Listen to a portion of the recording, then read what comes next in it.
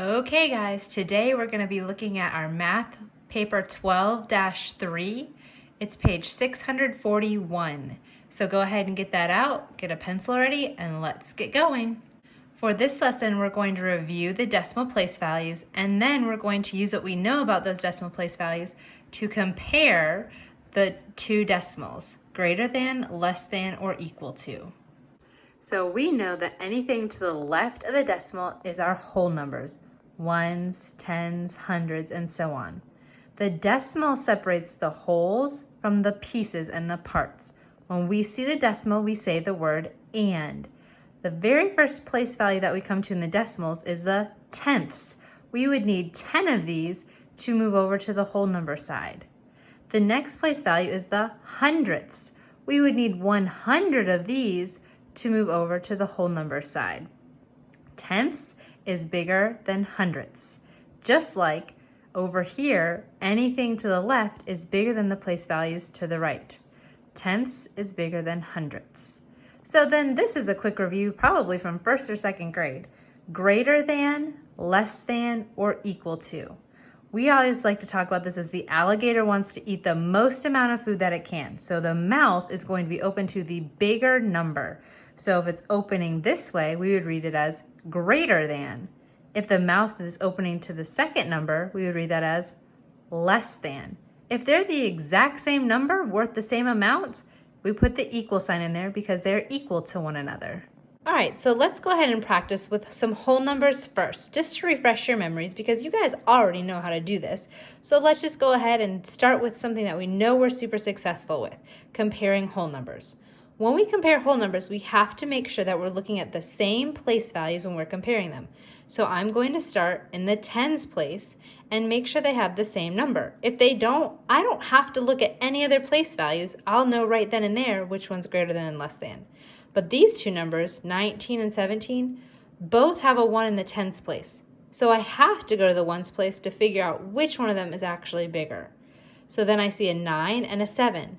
9 is in the ones place, 7 is in the ones place. I have to compare the same place value to the same place value in the different numbers. So 1 and 1 doesn't help me. 9 and 7, I know which one's bigger. 19 is greater than 17. So then let's look at this one. I start in the biggest place value they both have. They both have a number in the tens. So I look 3 and 4. They're not the same value. I know right away the 4 is greater than. I don't have to even look at the ones place. I can go ahead and put my symbol in there. The alligator would want to eat the 4. So I would put my mouth open to the 4. 34 is less than 43. So down here, we've got a bigger number, but it doesn't matter. We know that when we're comparing numbers, we have to start in the same place value, the biggest one that we have. So these both have a number in the hundreds, 6 and 6. That doesn't help me compare my numbers, so I have to go to the next place value, the tens. They both have 2 and 2. That doesn't help me either, so I have to go to my next place value, which is the ones place, a 1 and a 0. I know that 1 is greater than 0, so I know that 621 is greater than 620. Comparing decimals is going to be the exact same way. We have to make sure we're looking at the same place value. We always want to start in the biggest place value we have and then work our way backwards if we need to keep going. On your math page, they're using base 10 blocks to help you compare decimals. I want to show you how you can use money to help you compare decimals as well. We don't have any dollar bills here, so we won't have any numbers on the whole number side. So I'm going to go ahead and right away put 0 and my decimal point for both numbers because we don't have any whole dollars. Then I look to see what do I have and what place values can I write them in.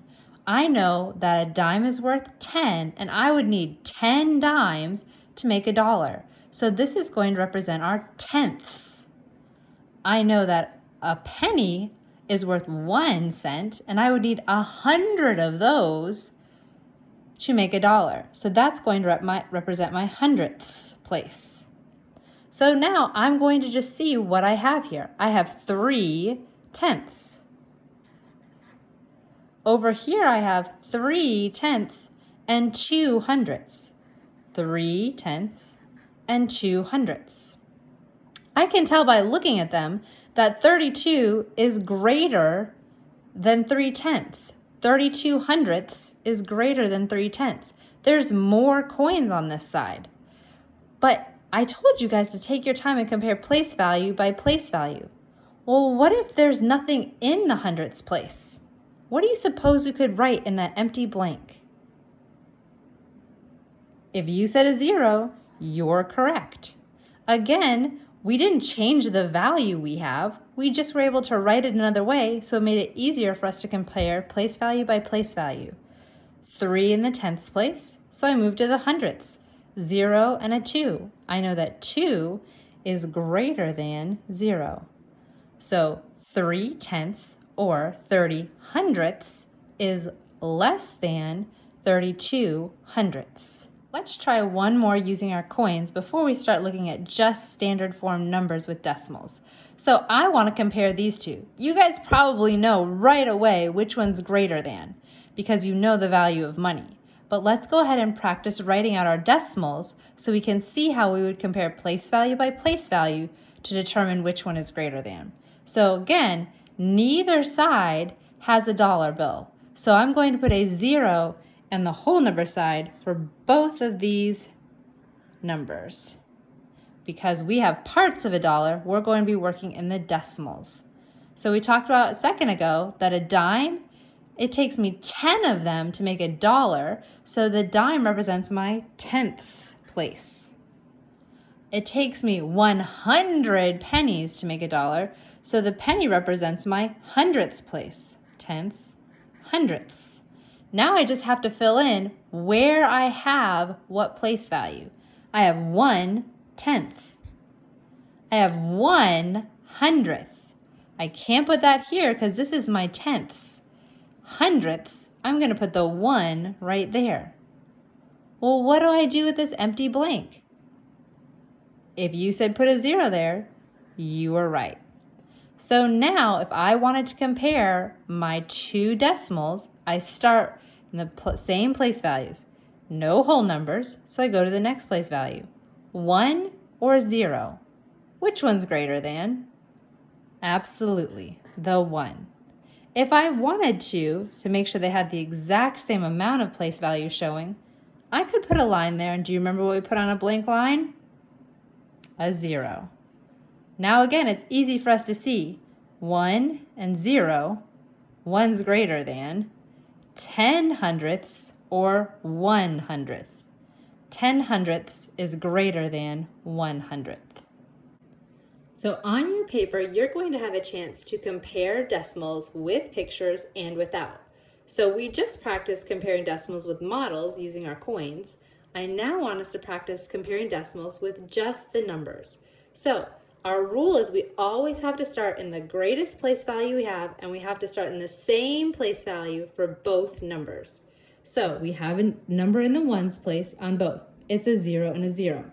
That doesn't help us, so I have to go to the next place value, which is my tenths, a 3 and a 2.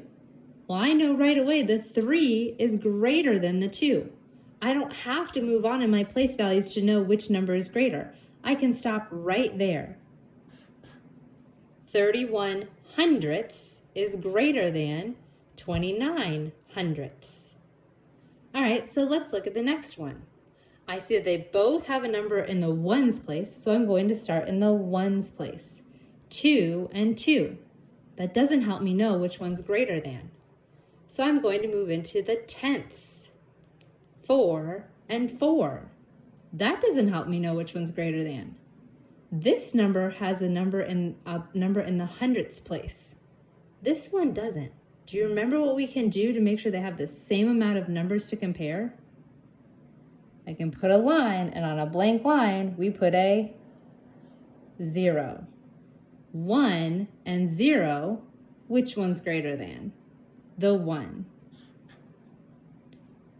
2 and 41/100ths is greater than 2 and 40/100ths. All right, so let's look at this last one. I start in the ones place because they both have a digit in the ones place. 0 and 0. That doesn't help me know which one's greater, so I move to the next place value. 0 and 8. Which one's greater there? The 8 for sure. Do I have to move on to my hundreds place just because this one has 100 there? No, I already have my answer. The 8 is greater than this 0, so I can go ahead and fill in my sign. 9 hundredths is less than 8 tenths. If you wanted to give them the same amount of numbers in their place values, put your line, and on a blank line we put a 0.